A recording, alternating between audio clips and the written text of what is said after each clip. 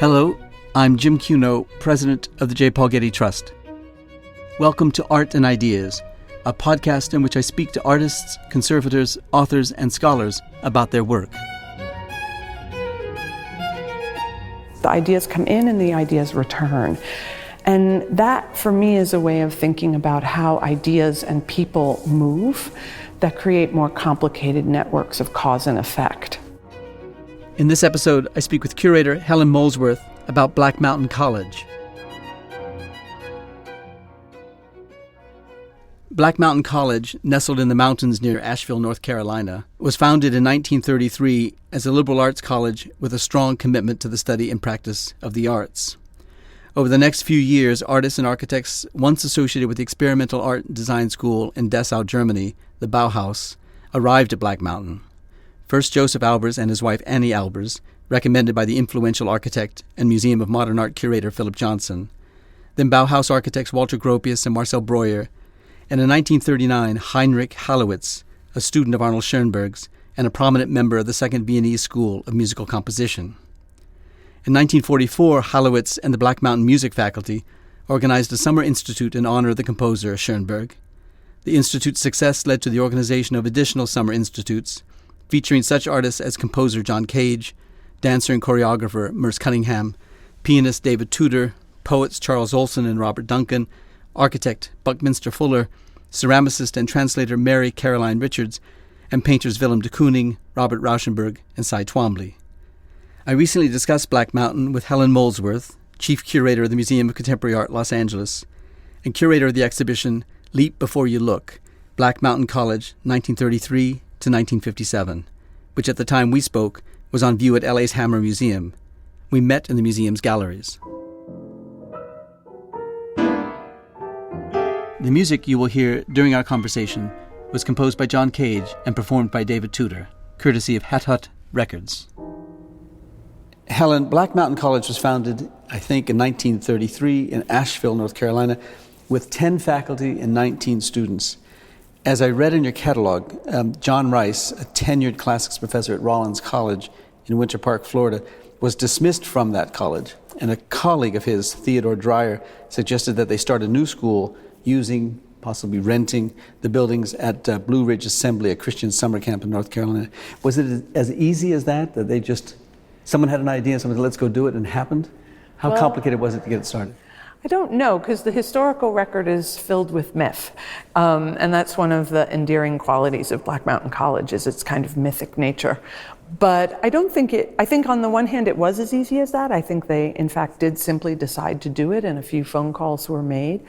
But it belies some other facts. For instance, Theodore Dreyer was an extremely well-connected person from an affluent family, so that he had access to not only family money but also his family. Because he was related to Catherine Dreyer. He's Catherine Dreyer's nephew, exactly, right. And of course Catherine Dreyer's the founder of the Société d'Anime with Duchamp and Man Ray. Yeah.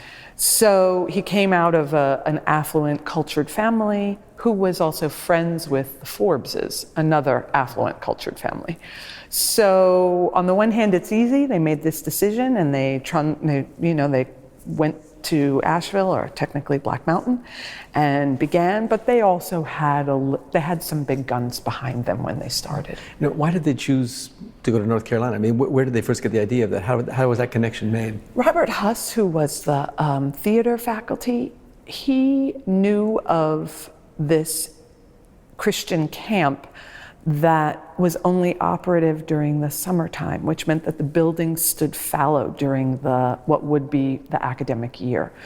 And North Carolina, I didn't know this before we worked on the project, is dotted with these Christian camps. They have a kind of vernacular architecture, and that architecture is one big house and then lots of cabins that surround it. So it's kind of perfect in a way for an academic setting. You have one large hall where people meet and gather and eat and study, and then you have outlying buildings where people, dormitory style situation where faculty could live, and so on and so forth. And in the 30s, in that decade, it was it was rather common well, at least there were other such experimental schools being developed, no doubt because the economy encouraged it. And in fact, my great-grandfather lived his last years on a socialist utopian cooperative colony in Louisiana and taught at their college called Commonwealth College, which was founded by a former faculty member at another college in Florida, Ruskin College in Florida, as a non-sectarian, self-maintaining residential labor school to educate workers. So the fact that it happened in that decade wasn't just because of particular personal problems that one faculty member had being dismissed from the college, but it was a time of utopian visions for education. And I suppose because of the economy, things could happen. I think that's exactly right. And I think also in the 30s, what you have is this sort of efflorescence or full evolution of progressive ideas and progressive education. With John Dewey, and so you have a utopian strain around education coming out of a philosophical discourse, and then you also have FDR. So you have some of those progressive social ideas happening at the highest levels of government, and somewhere in between those coordinates, I think a lot of experimentation was permitted. And also, I think you're right to point to the economy. Lean times often produce great innovation because the stakes are somehow lower because everybody's equally down and out. Yeah, and the coincidence of that rising as the Bauhaus was falling in Germany, and therefore the attraction of Albers, Joseph and Annie Albers, to Black Mountain College was a coincidence of which they could take great advantage of. Exactly. And so we're standing in a gallery that's dedicated to Albers, that is Joseph and Annie Albers. Joseph established the academic curriculum. He had been at the Bauhaus, and he was famous, that Bauhaus in Dessau and then in Weimar, then Dessau, was famous for its radical pedagogy, and it was dissolved because of these, just at the time these social experiments were being created in the U.S. What were the different kinds of social contexts for these schools, the Bauhaus and Black Mountain? They weren't, in other words, it wasn't the same kind of school from which Joseph Albers came from a very disciplined art school to something that was not in fact an art school, but for which art was a principal part of its pedagogy and curriculum. I mean, Albers had been a pedagogue even before he taught at the Bauhaus. He had taught art in the elementary school system in Germany. So he comes to teaching with an experience prior to the Bauhaus. You know, Dewey's translated into German, I think, as early as 1916.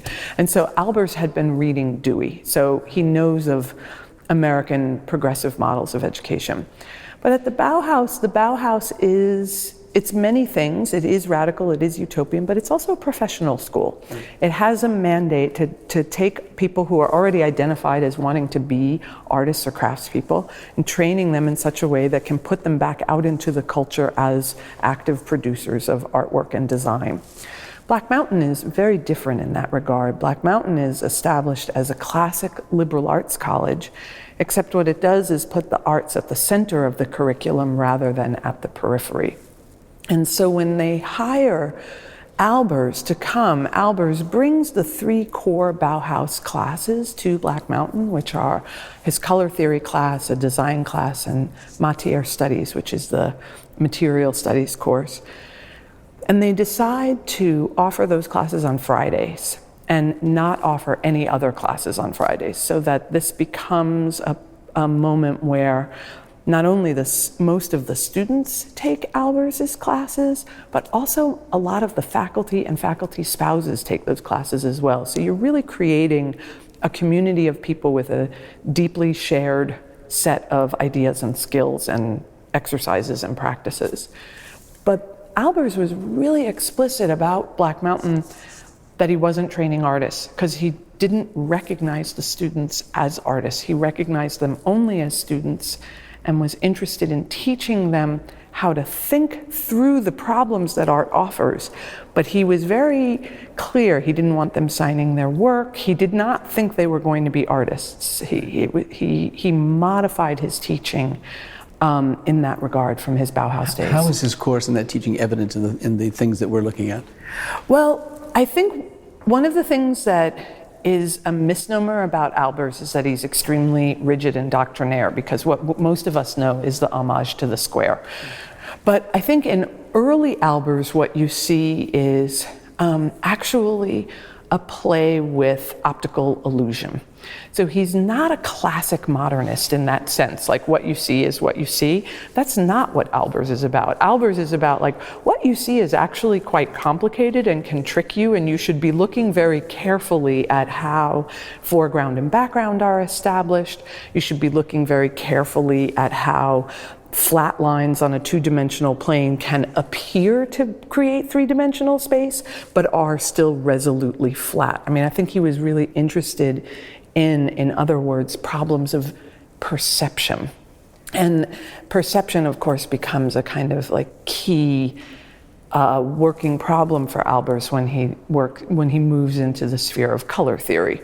But I think, so what we see in these early paintings of Albers, where he's playing with all this sort of wobbling gestalt of foreground and background, is him really working through how honest, on the one hand, can I be about the kind of mark I'm making. So there's no trick, you can see every move, right? Which is not true in like a perspectival painting, where the orthogonals are hidden from the viewer, right? And we're swept up into a false sense of believing a picture has more room in it than it does. I mean, you can see the flatness, but you can also see how that flatness can be manipulated to create depth. Now, they come in 33? Yes. Is that right?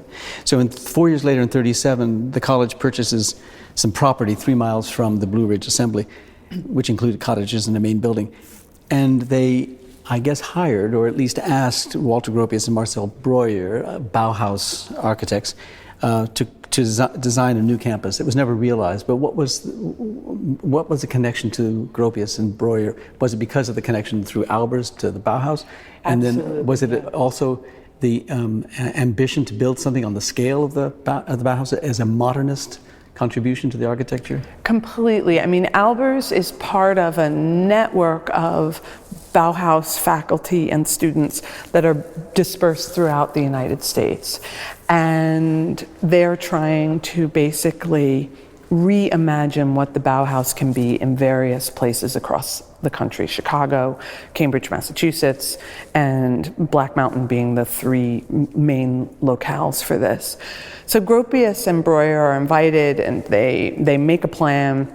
Was Gropius at this time already at Harvard? Was he then in Cambridge or not yet? I'm not sure exactly the dates when Gropius shows up at Harvard, but Albers and Gropius play a competitive game of footsie back and forth between Black Mountain and Harvard for a long time. Like Gropius is always dangling the possibility of a job. It never materializes. He gets Albers that commission at Harvard, because Albers does that tiled commission in the law building and Cambridge.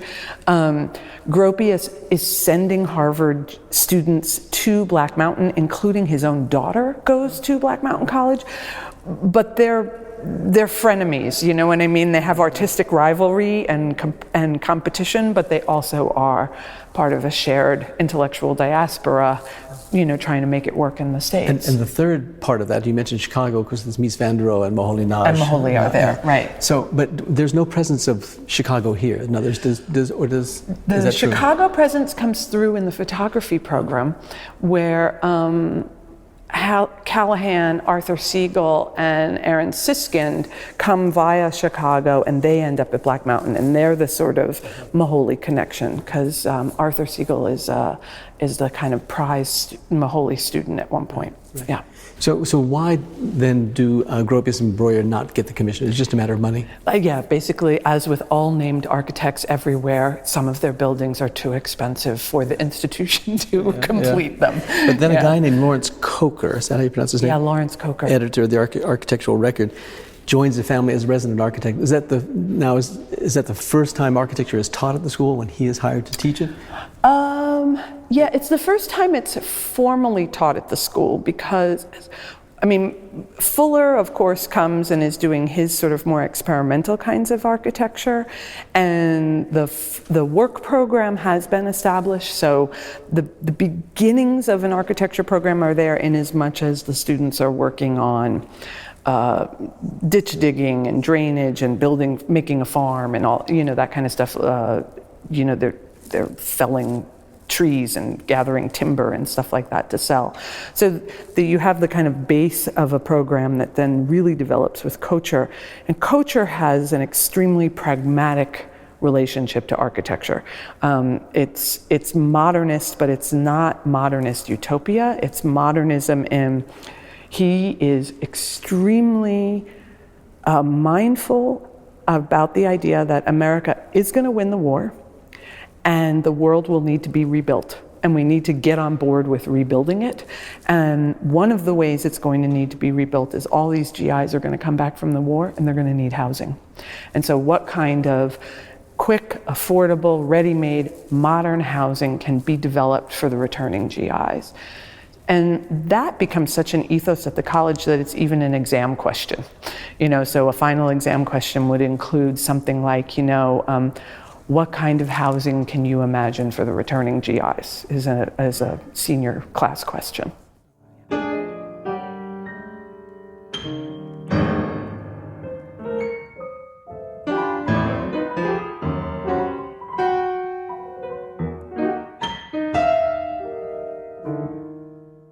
When did the outbuildings get designed, the minimum house and the music house? Those buildings are all being designed in the mid to late 40s. And so as part of like student projects? Or? They're absolutely part of student projects. So Kocher shows up and they're learning how to draw architectural plans, as we can see here. And then they're building buildings that are very modest in scale, and they're building them with the material that they can get on site.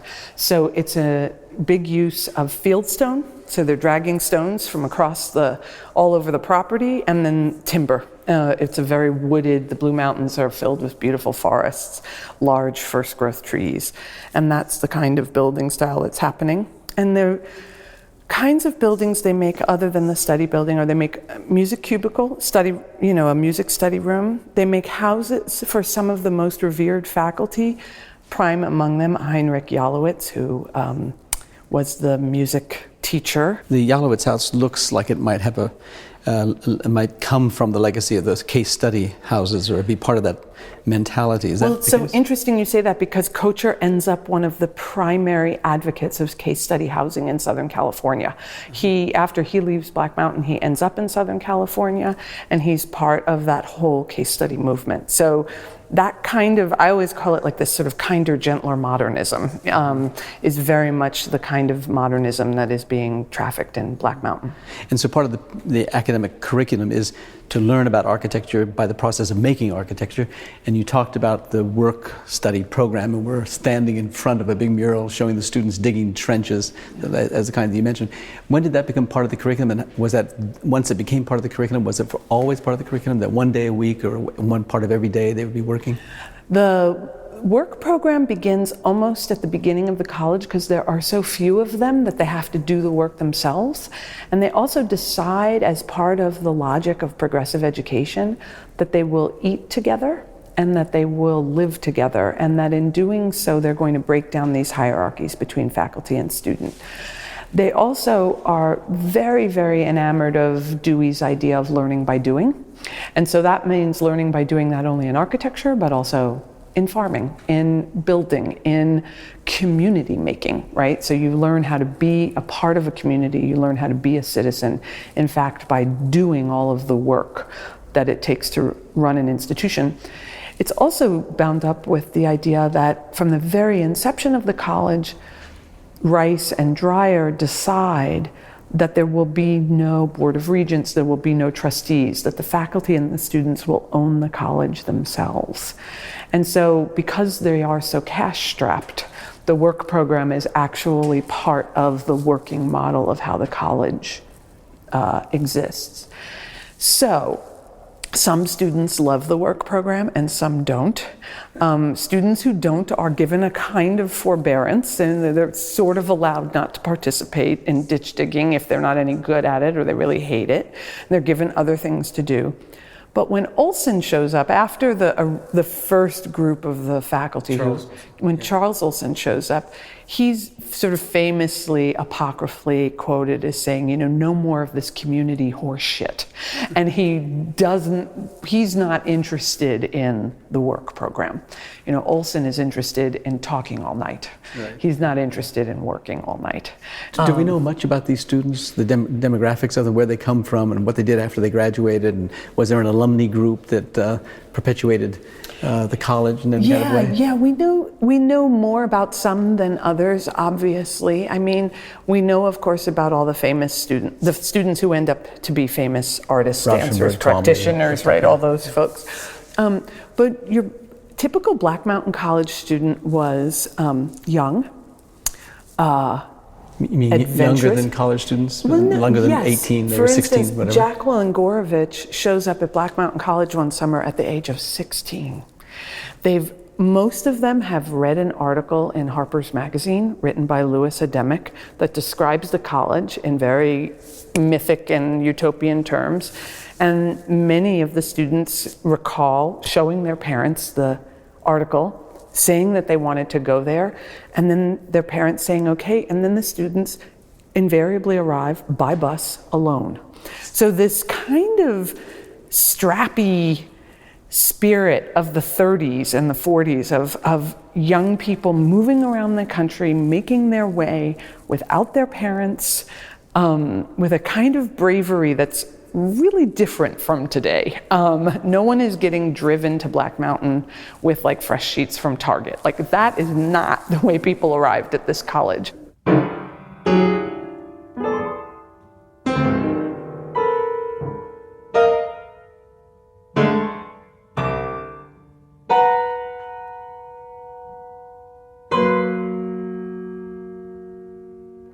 So we're now in the late 40s.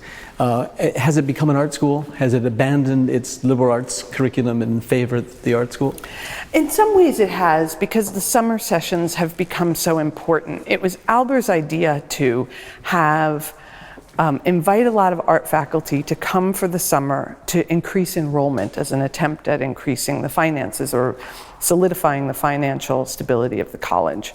And so that would be in addition to the curricular year? In addition to the curricular year, exactly.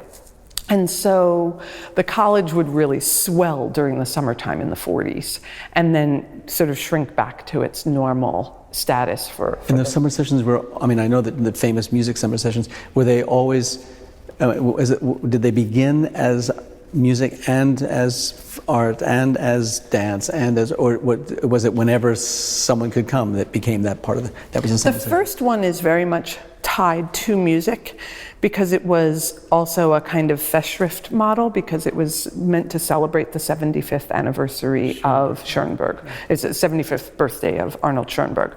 But subsequent to that, they're just art sessions. I mean, they're just the art summer sessions. And so you have, you could have Willem de Kooning and Cage being invited the same summer, and there's not a priority being made between them. So we're actually in a gallery in which we see Willem and Elaine de Kooning's paintings, and we see other paintings clearly inspired by their work. Did they come as, when did they come as in the summer session? They came as teachers in the summer session. They come as teachers in the summer of 1948. Willem comes as a teacher, Elaine comes as a faculty spouse, which was the case with many of the spouses were also artists and women. And so they have a somewhat ambiguous role at the college, but Elaine, for instance, was a very full participant in college life. And they spend a very fateful summer in 1948. 48's a big summer, a lot of people are there. Cage, Cunningham are there, de Kooning is there, and Buckminster Fuller is there, Olson is there. It's like a super, super rich event.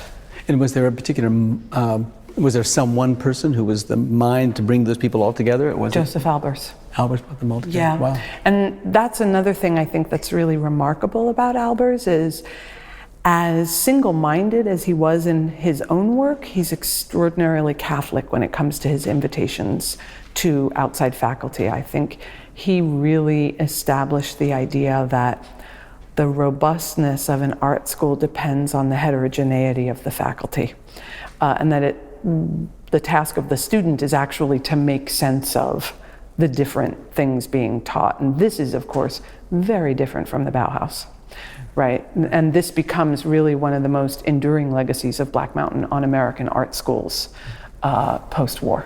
Well, clearly when someone, I guess, of great talent and personality as Willem de Kooning comes, he leaves his mark in the work of the students who are emulating him, or at least inspired by him, and making the kind of paintings that you can think he might have made. And we're looking right now at a painting which I thought to be the greatest surprise to me in the exhibition. I'd never heard of Pat Pasloff. It's, I think, an extraordinary picture. And it's a picture painted in 1948, that fateful summer, as you described it. What is her biography? And was she a student at that time? And did she have a career after this? She was a student. I think this painting is a surprise to everyone who encounters it. Everyone assumes it's the black and white de Kooning that they haven't seen, but it isn't. It's her picture. She's an interesting story because she says to de Kooning, "I want to be an artist. What should I do?" And de Kooning says to Pasloff, "You should move to New York." And Pat Pasloff that summer leaves Black Mountain and moves to New York. And Albers in 48. And How old is Albers she in 48? Furious. She's a young woman. I don't know her actual dates, but she's a young person in 1948. So Albers is furious. Why? Albers is furious because Albers is basically like, dude, don't take my students to New York. You know, like, what are you doing? Like, we're here trying to teach. We're here trying to give people a liberal arts education, and you're telling them basically to like not complete college and sign your first year of the draft. So Albers is like very upset about this, and it is also, I think. And she leaves then in 48? And she leaves and she goes and studies with de Kooning in New York. Uh-huh. We're now talking about a generation which will be a second or students at Black Mountain College, and a kind of transition from those founding fathers to this new energy that comes by way, in this gallery we can see it by way of de Kooning, but we'll get to it soon, Cage and Cunningham and so forth. And you talked about that moment and that transition in a way that is different than previous interpreters of that change, which was that the earlier might have said there was a generational change, simply put, but you cast it in the light of cosmopolitanism.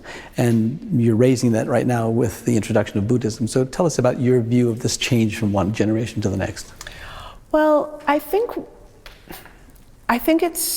there's a sort of, the traditional way of talking about Black Mountain is one that that's the Americanization of the Bauhaus, it's the birth of the American avant-garde, and that this first wave of faculty who are German, Jewish, Austrian immigrants bring modernity and modernism and the German intellectual tradition to America, and then the upstarts, the Abexers, show up, and Cage and Cunningham show up, and they have new ideas, and they're kind of French ideas, and it becomes, the sort of postmodern avant-garde.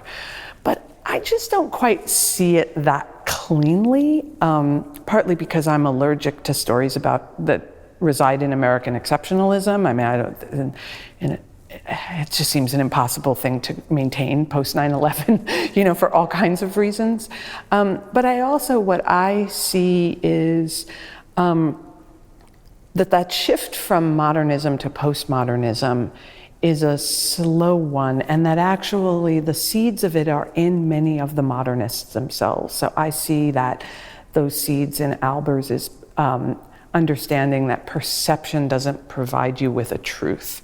Perception as such is completely contingent on context.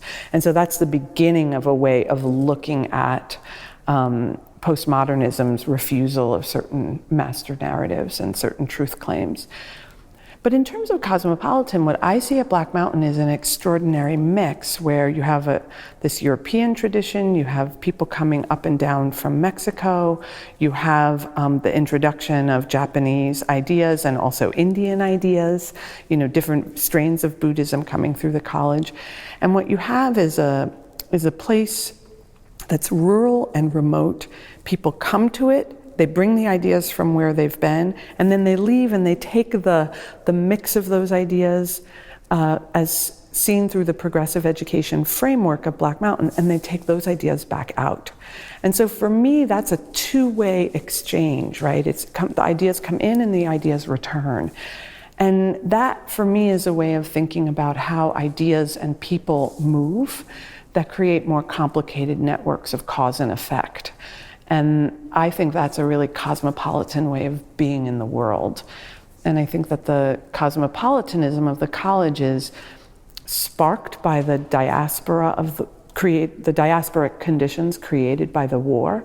But then I think it's sort of taken on not as like a vice, but rather as a virtue. Like it's a good thing to be someone who moves around, right? It's not only a bad thing to be someone who's moving around.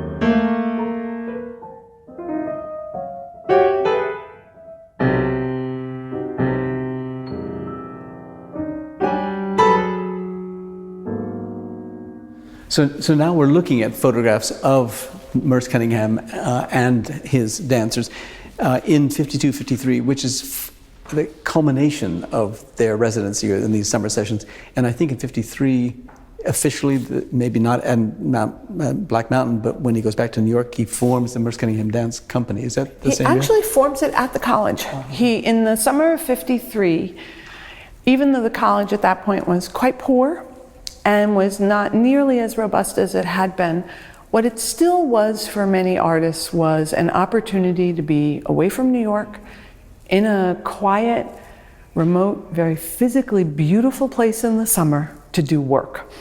And so what Cunningham was able to do was he was able to bring, I believe it's 6 or 7 of the dancers that would form the original troupe with him to Black Mountain for the summer. And they spent the summer working on dances that Merce Cunningham was choreographing at the time. With students? Well, there's a mix. He's got his dancers with him that summer in 53. In the summer of 48, you can see pictures of students like this one here. This is Robert Rauschenberg and Elizabeth Schmidt-Jenner-John dancing, as students in a Merce Cunningham dance class. But in the summer of 53, he actually has, Carolyn Brown and Viola Farber are with him, and he is working on that first group of dances that will become the sort of bedrock of the Cunningham oeuvre. Uh-huh. And David Tudor is already with him, because David Tudor comes as a teacher independent of Cage and Cunningham, is that right? Yes, because Cage and Tudor develop a very intense relationship. Cage actually arrives at Black Mountain first as Cunningham's accompanist. He's sort of smart. He's actually a kind of faculty spouse in a way.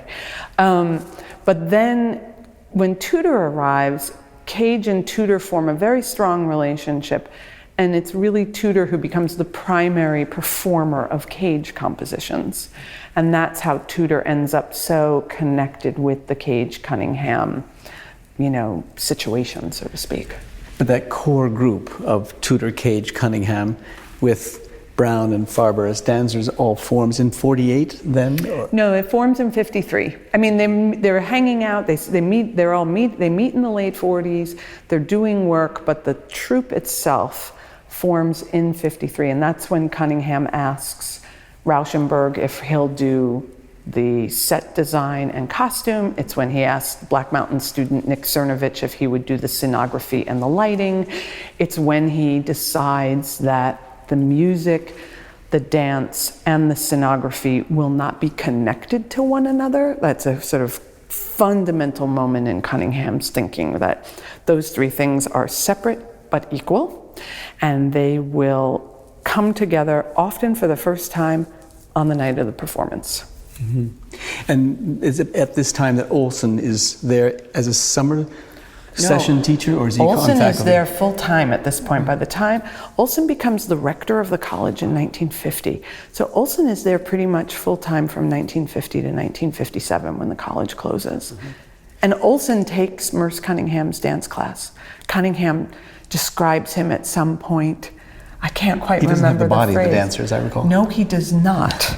He's a huge man. He's like 6'4" and quite burly. And Cunningham describes him as like he had the gracefulness of an elephant. It's a very weird way of thinking about elephants and grace.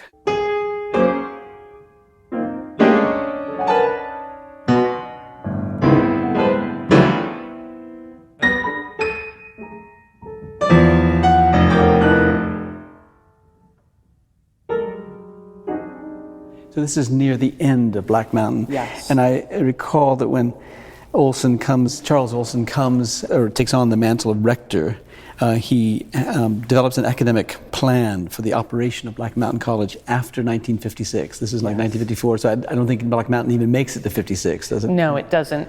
And in this plan, he said he saw, to your point about cosmopolitanism, he said in his plan that he saw a dream picture of a cosmopolitan college of satellite institutions held together by a centripetal force, a myth at its center, Black Mountain College. That was his vision. Was that a vision both of a kind that he believed in, or was it of necessity as a way to help Black Mountain College survive? I think it had to have been both. I think Olson had the idea of the Chinese scholar.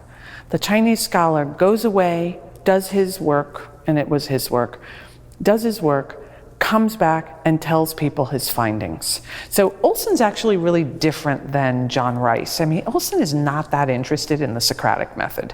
Olson is like, I know stuff, you listen. And that's the model.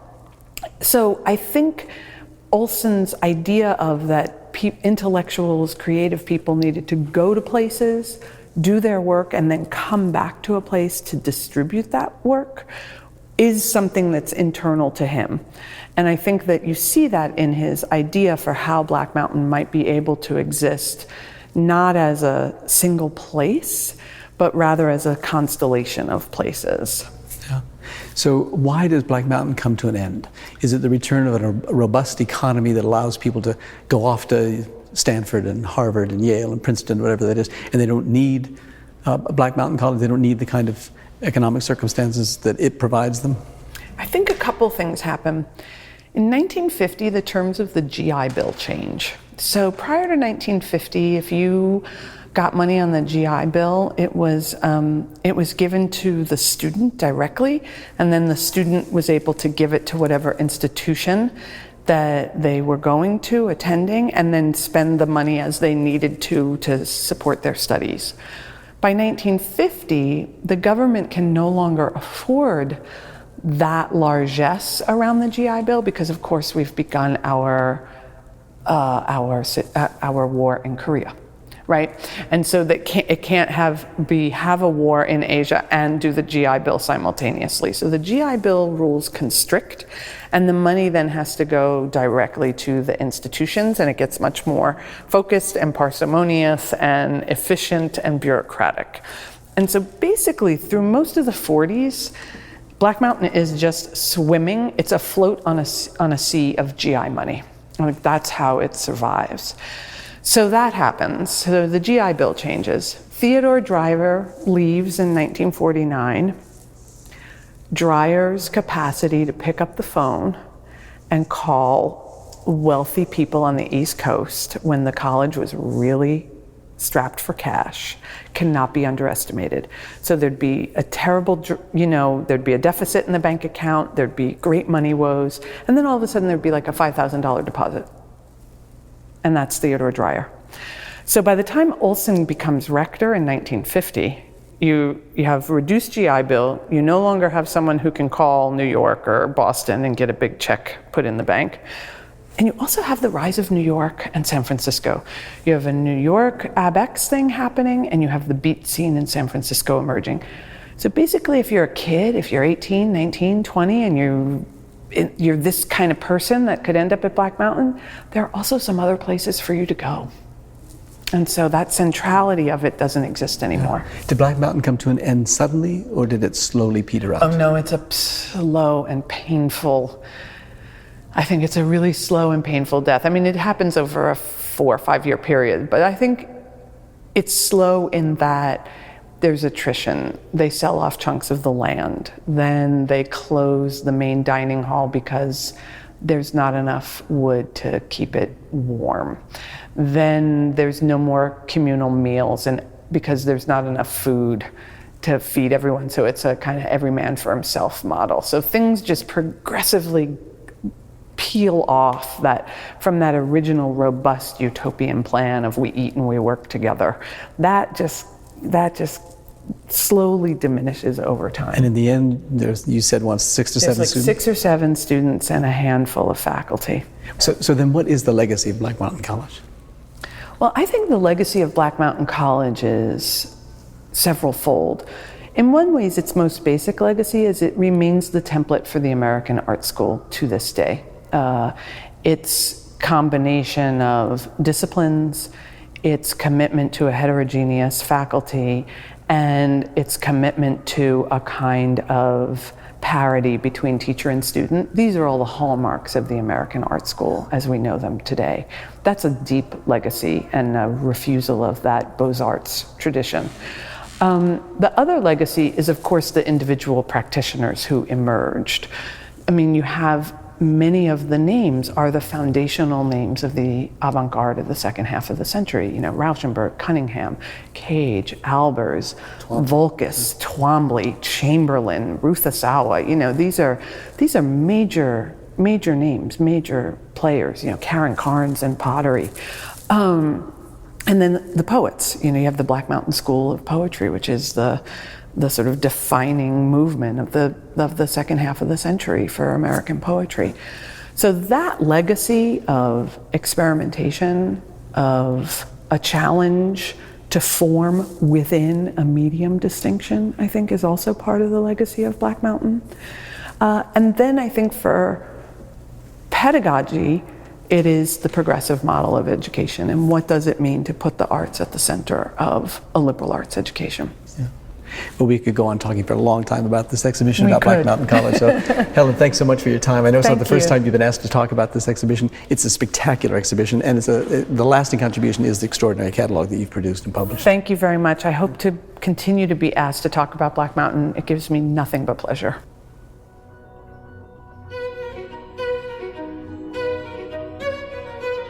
Our theme music comes from the Dharma at Big Sur, composed by John Adams for the opening of the Walt Disney Concert Hall in Los Angeles in 2003. Look for new episodes of Art and Ideas every other Wednesday. Subscribe on iTunes, Google Play, and SoundCloud, or visit getty.edu/podcasts for more resources. Thanks for listening.